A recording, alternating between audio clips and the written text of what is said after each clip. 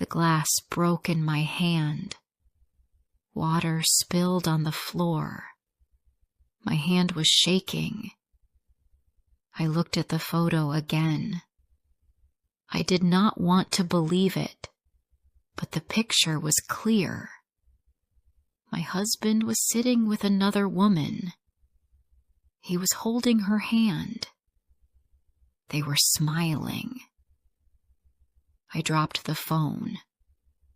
My heart was beating fast. I could not breathe. I stood in the kitchen, frozen. My feet would not move. I found the photo by accident. That morning, I went to clean the bedroom. His shirt was on the chair. His phone was on the table. I never touched his phone before. I never had a reason to. But something inside me said, "Look." I did not know why. Maybe I felt something was wrong. Maybe my heart already knew. The photo was in a folder called Work Trip. He told me he went to the city last weekend to fix a machine. He works in a repair company. They send him to small towns. I stay home when he travels. He never lets me go with him. "It's boring," he says. "You will not like it." My name is Sophie. I am 35 years old. I work at a local petrol station. I help people fill their tanks. I smile. I take money. I give change. That is my job. It is not easy. I stand all day. My legs hurt. But I do it because we need money. My husband's name is Leo. We have been married for 7 years. No children. Just the two of us. When Leo came home that night, he kissed my cheek. "How was your day?" he asked. I looked at his face.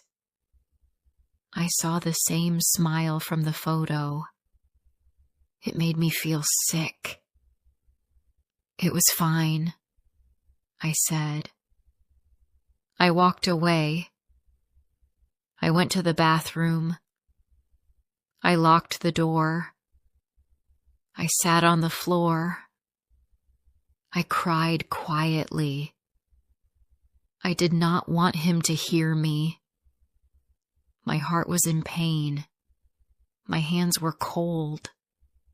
I felt like the ground under me was moving. I did not know what to do. That night, I could not sleep. I looked at him while he slept. He looked peaceful, like nothing was wrong. But something was very wrong. I turned away from him. I closed my eyes. I wanted to forget, but I couldn't. The next day, I went to work like always. I smiled at the drivers. I filled their cars.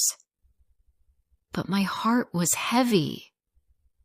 Every minute felt like 1 hour. I wanted to go home. I wanted to scream. I wanted to ask him, "Who is she?" But I was afraid. At night he sat on the sofa. He watched a show on TV. He laughed at something. I stood in the kitchen watching him. I felt like I was looking at a stranger. That was not my Leo. My Leo did not lie. My Leo did not smile at other women. 3 days passed. I did not say anything. I waited. Maybe he would tell me. Maybe he would say, "Sophie, I made a mistake." But he did not. He acted like everything was fine. He hugged me. He brought me coffee. He smiled. But I felt nothing. His touch felt cold. I could not keep it inside anymore. On the 4th night, I asked him, "Leo," I said, "can we talk?" He looked at me. "Of course," he said. He turned off the TV. He looked worried. I sat down. My hands were shaking. "I saw a photo on your phone," I said. "You were with a woman." His face changed. He looked at the floor. He didn't speak. "Who is she?" I asked. "She's just a friend from work," he said. "She was holding your hand," I said. "You looked happy." He took a deep breath. "It was a mistake," he said.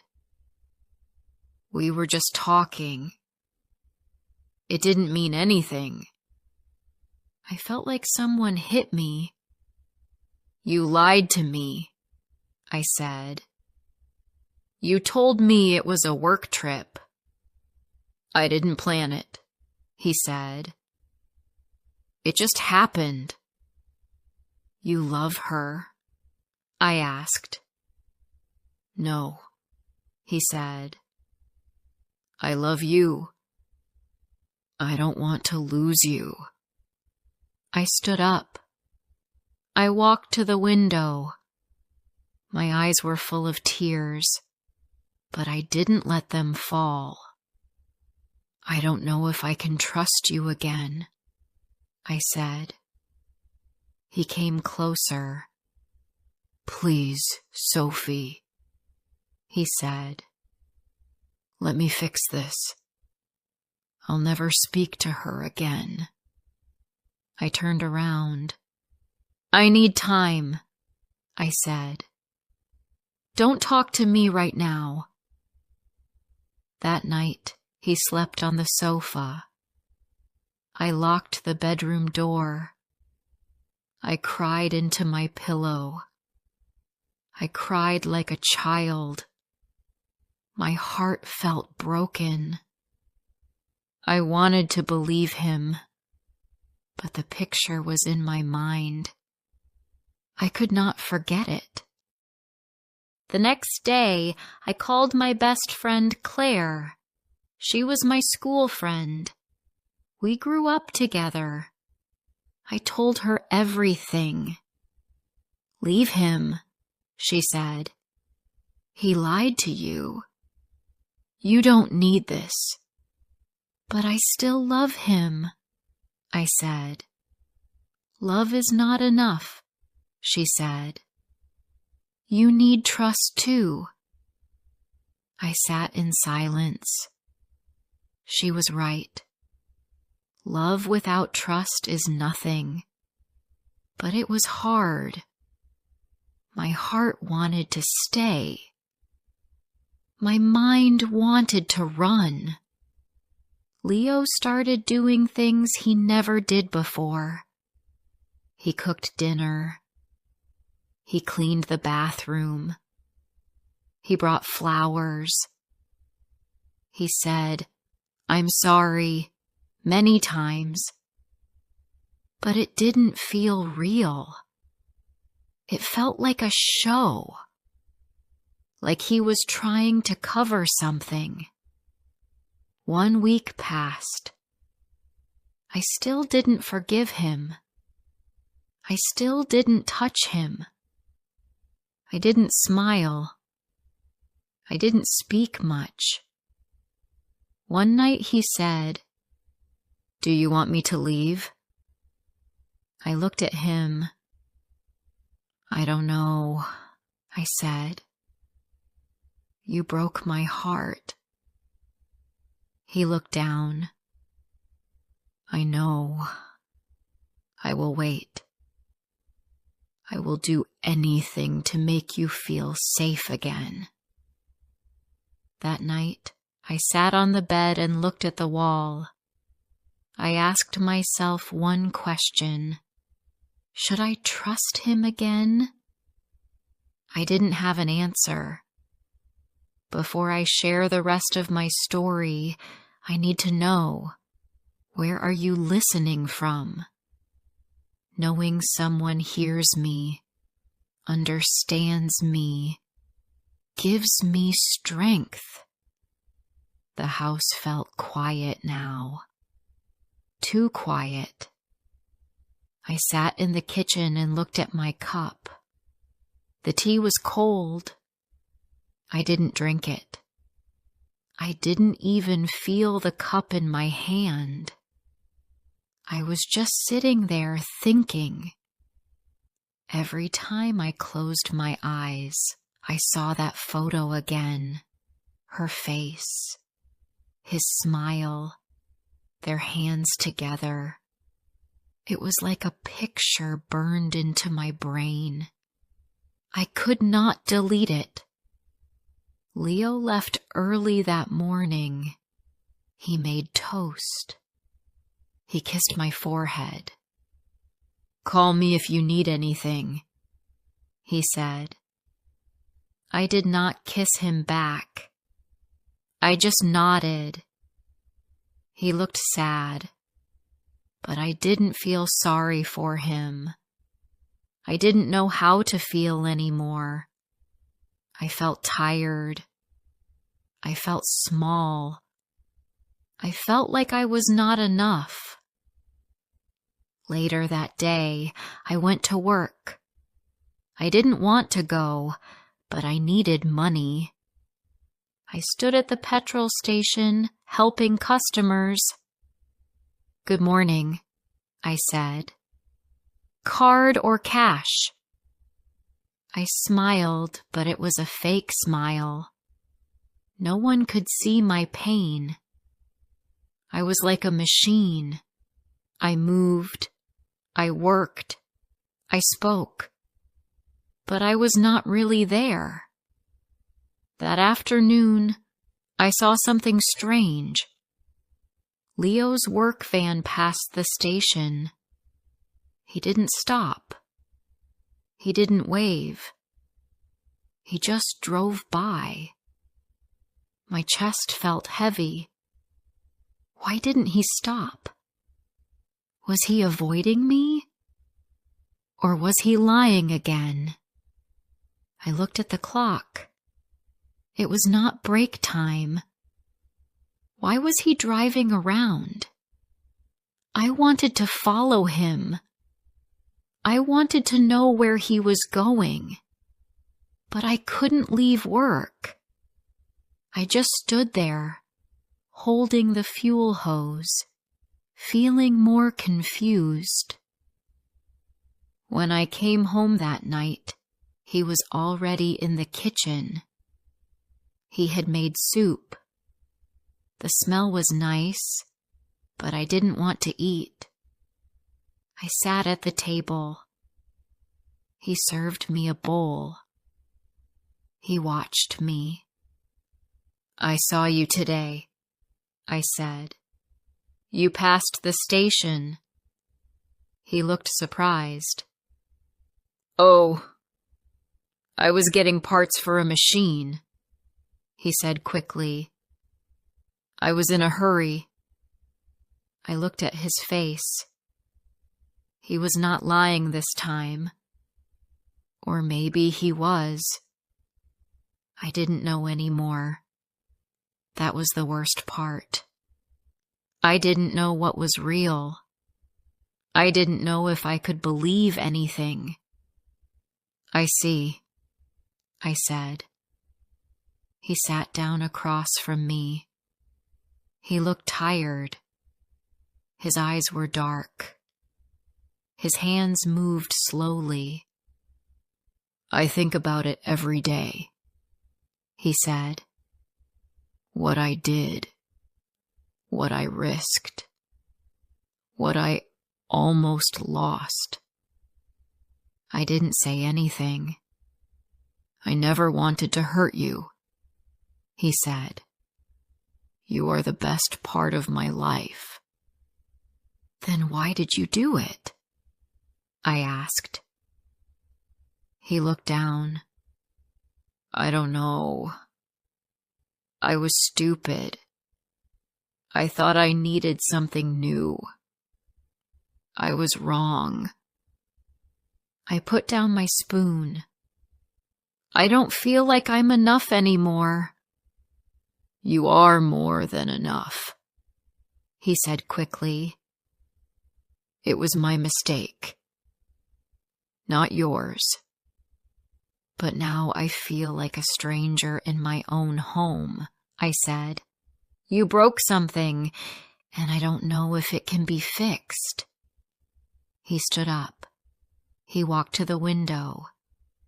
He looked outside. I'll move out if you want, he said. That made my heart jump. Do you want to leave? I asked. No, he said. But I will, if it helps you heal. I sat there, quiet. My hands were cold. I didn't want to lose him, but I didn't know if I could keep him. The next day, I went to stay with my sister Erin. She lived 1 hour away. I packed a small bag. Leo didn't stop me. He just helped me carry it to the car. He kissed my hand. Call me, he said. Anytime. When I reached Erin's house, she hugged me tight. You can stay as long as you want, she said. Her house was small but warm. It smelled like cinnamon. Her little boy, Jack, ran around with a toy car. I smiled for real for the first time in days. It felt good. That evening, I sat with Erin and told her everything. She listened with big eyes. She didn't judge me. She didn't say, I told you so. She just held my hand. I don't know if I still trust him, I said. You don't have to, she said. Not yet. Take your time. I still love him, I whispered. That's okay, she said. But love is not a reason to stay. Trust is. I stayed with her for 4 nights. During those days, Leo sent me messages. He didn't beg. He didn't push. He just wrote short things like, I miss you, and hope you are eating, and I'm thinking of you. I didn't reply. I needed space, but I read every word. On the 5th day, I sat outside in Erin's garden. The sun was warm. The wind was soft. I closed my eyes. I thought about our wedding. I thought about the day we bought our old couch. I thought about how he held my hand when I was sick. And I also thought about the photo. The lie. The pain. I opened my eyes. I still didn't know the answer, but I knew I had to talk to him again. I had to look in his eyes. I had to ask more. That evening, I packed my things and said goodbye to Erin. "Are you ready?" she asked. "No," I said. "But I need to go." When I reached home, the lights were off. I opened the door. Leo was on the sofa, sleeping. His jacket was still on. The TV was off. A small notebook was on the table next to him. I picked it up. There was a list of things. Call a counselor, find new job near Sophie, say sorry again, don't give up. I put it down. I sat beside him. He woke up and looked at me. "You're home," he said softly. "I'm here," I said.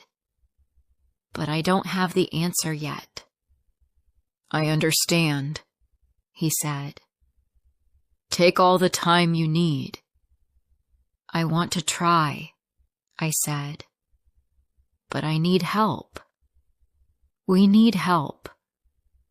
He nodded. "Yes. Whatever you need." We sat in silence for a long time. He took my hand. I didn't pull away. My heart still had pain, but something inside me felt different. Not fixed, not healed, just ready. Maybe love was still there, but trust had to be built again, slowly, one brick at a time. The next morning I woke up before him. I sat on the edge of the bed and looked at the wall. It was quiet in the room, only the sound of the wind outside. I touched my hand. It still felt like his hand was there. Warm. Chosenones. I looked at Leo. He was still sleeping. His face looked calm, like a child. For a moment I wanted to forget everything. I wanted to believe this was just a bad dream, but it was real. I walked to the kitchen and made tea. I sat at the table. The cup felt warm in my hands. I looked at the window. I could see a little bird sitting on the fence. I watched it for a long time. It flew away. I whispered, "I wish I could fly too." Leo came into the kitchen. He looked tired, but he smiled a little. "Good morning," he said. I nodded. "Good morning." He made himself tea and sat with me. We didn't speak for a few minutes. The silence felt heavy, but not cold. Just quiet. "I want to ask something," he said. "Can we go for a walk today?" I looked at him. His eyes were soft. He didn't look like the man from the photo. He looked like my Leo. Or maybe the man I wanted him to be. "Okay," I said. We walked to the park near our house. It was sunny but cool.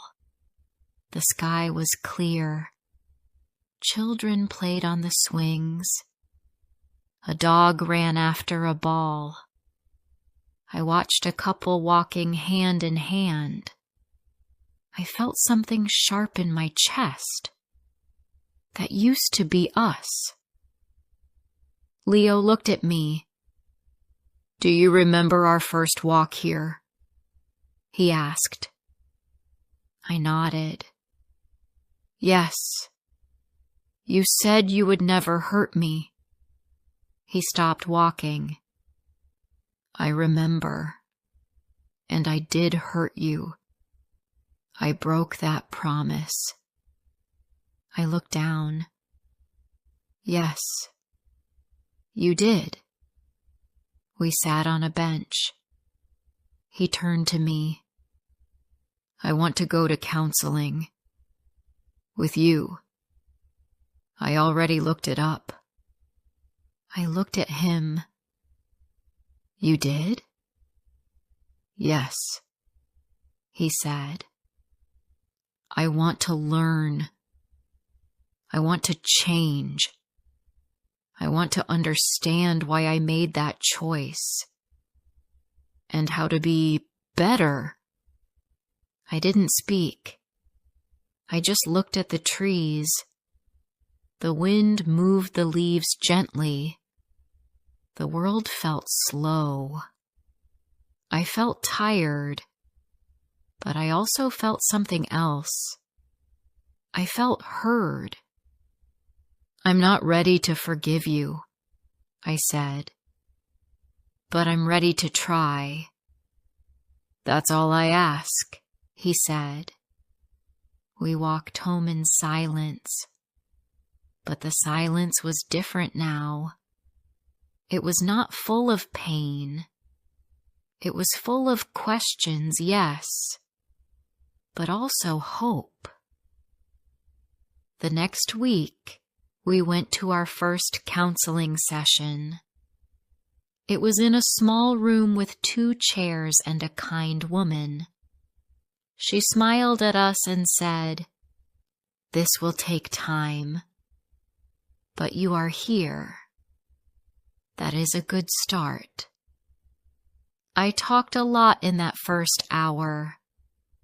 I said things I never said before. I told her how I felt like I was not enough. I told her how the photo broke something inside me. I cried. She gave me tissues. Leo listened. He did not speak much, but he looked at me the whole time. When it was his turn, he said, "I was wrong." I looked for something outside because I did not know how to fix what was broken inside me. But I never stopped loving Sophie. Not even once. The counselor said, "Love is not just a feeling. It is also action. It is truth. It is respect.